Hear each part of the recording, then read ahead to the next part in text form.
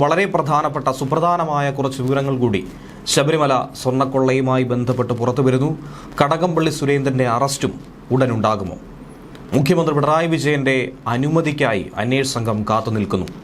ഹൈക്കോടതിയുടെ ഭാഗത്തു നിന്നും മൗനസമ്മതം ലഭിച്ചു കഴിഞ്ഞു.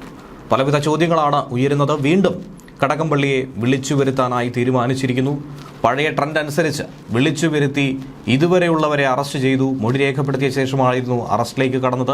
സമാനമായി തന്നെ കടകംപള്ളിയുടെ കാര്യവും മുന്നോട്ട് പോകുമോ എന്നുള്ളതാണ് ഉറ്റുനോക്കുന്നത്. കാരണം ഉണ്ണികൃഷ്ണൻ പോറ്റിയും കടകംപള്ളി സുരേന്ദ്രനും തമ്മിൽ ഏറ്റവും അടുത്ത ബന്ധമുണ്ടെന്ന് തെളിയിക്കുന്ന പലവിധ വിവരങ്ങൾ SIT സംഘത്തിന് മുന്നിൽ കിട്ടി. ഹൈക്കോടതിയിൽ ഇനി കൊടുക്കാൻ പോകുന്ന റിപ്പോർട്ടിൽ എല്ലാവിധ കാര്യങ്ങളും ചൂണ്ടിക്കാട്ടിയാണ് മുന്നോട്ട് നീങ്ങുന്നത്. വലിയ വലിയ സ്രാവുകൾ ഈ കേസുമായി ബന്ധപ്പെട്ട് അകത്താകുന്ന കാഴ്ചയാണ് ഇനി വരാനിരിക്കുന്ന ദിവസങ്ങളിൽ കാണാൻ സാധിക്കുന്നത്. ഏറ്റവും നിർണായകമായിരിക്കുന്നത് മുഖ്യമന്ത്രിയുടെ ആ തീരുമാനം തന്നെയായിരിക്കും.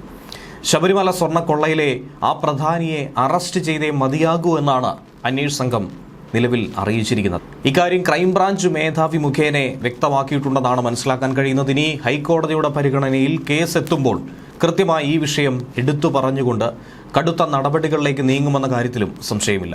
വിശദമായ റിപ്പോർട്ട് അന്വേഷണ സംഘം എന്തായിരുന്നാലും തയ്യാറാക്കിയിരിക്കുകയാണ്.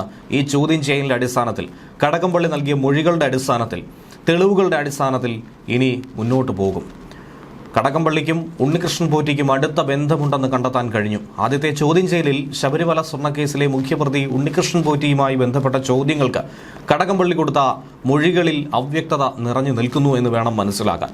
കടകംപള്ളി പറഞ്ഞ പല കാര്യങ്ങളും കടകവിരുദ്ധമായിരുന്നു. കടകംപള്ളി ഒരിക്കലും ചെയ്യാൻ പാടില്ലാത്ത ചില കാര്യങ്ങളിലേക്ക് അന്ന് ഇടപെട്ടു എന്ന് തന്നെയാണ് അനുമാനിക്കുന്നത്.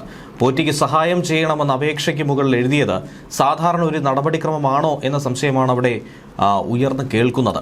അങ്ങനെ പോറ്റിക്ക് വഴിവിട്ടൊരു സഹായം കടകംപള്ളി ചെയ്തു നൽകിയെങ്കിൽ ചെറിയൊരു വിഷയമല്ല. വകുപ്പ് മന്ത്രിയാണ്. ഗുരുതരമായ ചട്ടലംഘനമായിരുന്നു, സത്യപ്രതിജ്ഞാ ലംഘനമായിരുന്നു കടകംപള്ളി നടത്തിയത്.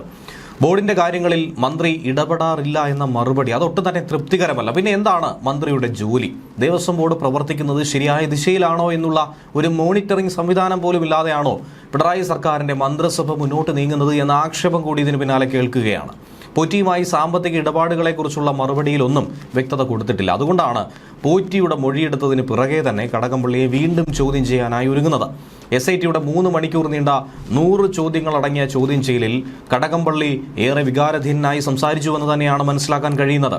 കരച്ചിലിന്റെ വക്കിലേക്ക് അദ്ദേഹം എത്തിച്ചേർന്നുവെന്നാണ് സൂചനകൾ പുറത്തുവരുന്നത്. സ്വർണ്ണക്കൊള്ളയിൽ തനിക്ക് യാതൊരുവിധ അറിവില്ല, തന്റെ ഭാഗത്തു നിന്നും ഒരു ഇടപെടൽ ഉണ്ടായിട്ടില്ല, തനിക്ക് പങ്കില്ല, ദയവ് ചെയ്ത് തന്നെ സ്വർണ്ണക്കള്ളനെന്ന് വിളിക്കരുത് എന്നതടക്കമുള്ള കാര്യമാണ് കടകംപള്ളി പറഞ്ഞത്. ആരോപണങ്ങളേറെ മാനസിക സംഘർഷത്തിലൂടെ തന്നെ കൊണ്ടുപോകുന്നു. അന്വേഷണ സംഘം ഇക്കാര്യത്തിൽ ഒരു വ്യക്തത വരുത്തണമെന്നാണ് കടകംപള്ളിയുടെ ആവശ്യം. പത്മകുമാറിന്റെയും വാസുവിന്റെയും മൊഴികൾ പരിശോധിച്ചായിരിക്കും ഇനി അന്വേഷണം മുന്നോട്ട് കൊണ്ടുപോകുന്നത്. മന്ത്രിയായിരിക്കുമ്പോഴടക്കമുള്ള വിദേശയാത്രാ നീക്കങ്ങൾ എന്തിനായിരുന്നു ആ യാത്രകൾ എന്നുള്ള കാര്യങ്ങൾ വിശദമായി ശേഖരിച്ച ശേഷമായിരിക്കും അടുത്ത ചോദ്യം ചെയ്യൽ. കടകംപള്ളിയിലെ വലിയ ഉദയേശ്വരം ക്ഷേത്രത്തിലടക്കം ഉണ്ണികൃഷ്ണൻ പോറ്റി സ്പോൺസറായ ഒരു വാർത്തയും ഇതോടൊപ്പം തന്നെ പുറത്തു വരുന്നുണ്ട്. ഇതിനൊപ്പം ഏറ്റുമാനൂരിലെ സാക്ഷിക്ക് വീട് വെച്ച് കൊടുത്തതും മന്ത്രിയുടെ നിർദ്ദേശപ്രകാരമാണെന്ന് ഉണ്ണികൃഷ്ണൻ പോറ്റി തന്നെ പറയുന്നുണ്ട്. ഇതെല്ലാം ഹൈക്കോടതിക്ക് കൊടുക്കുന്ന റിപ്പോർട്ടിൽ വിശദമായി തന്നെ ചൂണ്ടിക്കാട്ടും. അങ്ങനെയൊക്കെ മന്ത്രിക്ക് വേണ്ടി ഈ ഇടപെടൽ നടത്തിയെങ്കിൽ, കടകംപള്ളിയുടെ മണ്ഡലത്തിലടക്കം വീട് വെച്ച് നൽകുന്ന ചില പ്രവൃത്തികൾ ഉണ്ടായെങ്കിൽ ഇത് എന്തിനു വേണ്ടിയാണ്? ഒരു പ്രത്യുപകാരമായിരുന്നോ? അതല്ലെങ്കിൽ മന്ത്രിയെ അടുത്ത ടൈമിലും വിജയിപ്പിക്കാനുള്ള ചില ബാക്ക്ഗ്രൗണ്ട് വർക്കുകളായിരുന്നു? ഇതിനിടയിലാണ് VD സതീശൻ മുൻപ് പറഞ്ഞ ഒരു ശക്തമായൊരു വിഷയം, അതായത് 2 IPSകാർ SITക്ക് മേൽ സമ്മർദ്ദം ചെലുത്തുന്നു എന്നുള്ള വിഷയം. തിരുവനന്തപുരം, കൊല്ലം ജില്ലകളിൽ പേരുള്ള പലരും ഇത്തരത്തിൽ ഇടപെടൽ സജീവമാക്കുന്നുവെന്ന് വേണം മനസ്സിലാക്കാൻ. മുഖ്യമന്ത്രിയുടെ അനുമതി കിട്ടിയാൽ എന്തായിരുന്നാലും ആ ഉന്നതനെ ഉറപ്പായും പിടികൂടുമെന്ന കാര്യത്തിൽ സംശയമില്ല. ഇത് മനസ്സിലാക്കി തന്നെ ആയിരിക്കണം ഒരുപക്ഷെ ഉന്നത പോലീസ് വൃത്തങ്ങളിൽ നിന്നും ഇത്തരത്തിലുള്ള സമ്മർദ്ദമുണ്ടാകുന്നത്.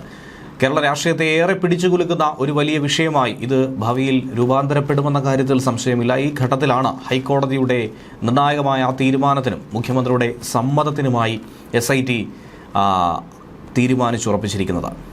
SIT അന്വേഷണ സംഘത്തിലെ SP-മാരായിട്ടുള്ള ശശിധരനും അതുപോലെ തന്നെ ബിനോയും ശക്തമായി തന്നെ ഇതിനെ നേരിടാൻ തയ്യാറെടുത്തിരിക്കുകയാണ്. ഹൈക്കോടതിയുടെ എല്ലാവിധ പിന്തുണയോടും കൂടി തന്നെയാണ് ഈ അന്വേഷണം നിലവിൽ മുന്നോട്ട് പോകുന്നത് എന്നുള്ളതാണ് ഏറെ ആശ്വാസകരമായിട്ടുള്ള ഒന്ന്.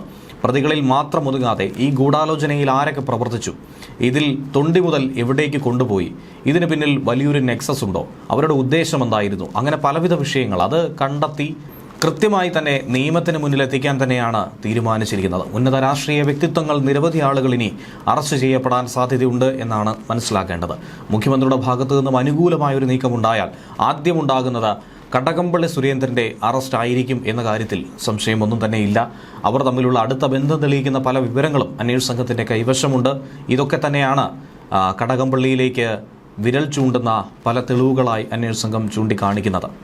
കടകംപള്ളി സുരേന്ദ്രന്റെ സാമ്പത്തിക ഇടപാടും ഉണ്ണികൃഷ്ണൻ പോറ്റിയുമായിട്ടുള്ള ബന്ധവുമൊക്കെ കൃത്യമായി SIT നിരീക്ഷിച്ചു കഴിഞ്ഞു. അതുകൊണ്ട് തന്നെയാണ് കടകംപള്ളിയുടെ അറസ്റ്റ് ഉടൻ കാണും എന്നുള്ള സാധ്യത അടക്കം ഉയർന്നു കേൾക്കുന്നത്.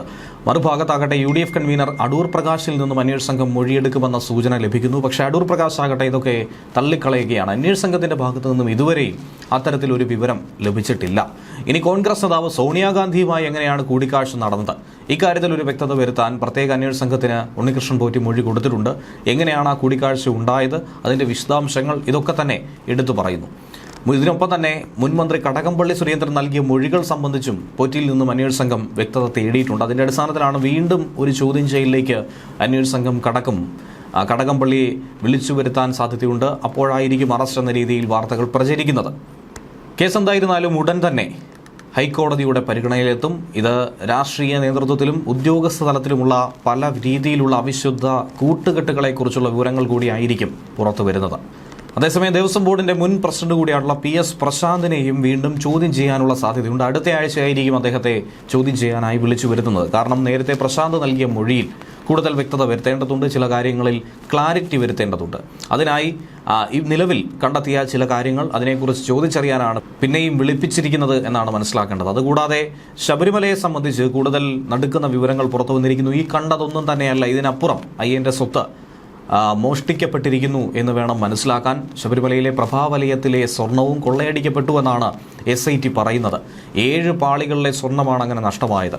പ്രതികളായ ഉണ്ണികൃഷ്ണൻ പോറ്റി, ബെല്ലാരിയിലെ റുദ്ധം ജ്വല്ലേഴ്സ് ഉടമ ഗോവർദ്ധൻ, സ്മാർട്ട് ക്രിയേഷൻസ് ഉടമ പങ്കജ് ഭണ്ഡാരി എന്നിവരുടെ കസ്റ്റഡി അപേക്ഷയിലാണ് SIT ഇക്കാര്യം പറയുന്നത്.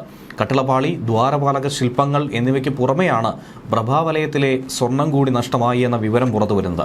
പങ്കജ് ഭണ്ഡാരി, ഗോവർദ്ധൻ എന്നിവരിൽ നിന്നാണ് SITക്ക് ഈ നിർണായക വിവരം കിട്ടിയത്. 2019 സ്വർണം പൂശാൻ എന്ന വ്യാജേന പാളികൾ ചെന്നൈയിലേക്ക് കൊണ്ടുപോയാണ് ഉണ്ണികൃഷ്ണൻ പോറ്റിയും സംഘവും ഈ തട്ടിപ്പ് നടത്തിയത്.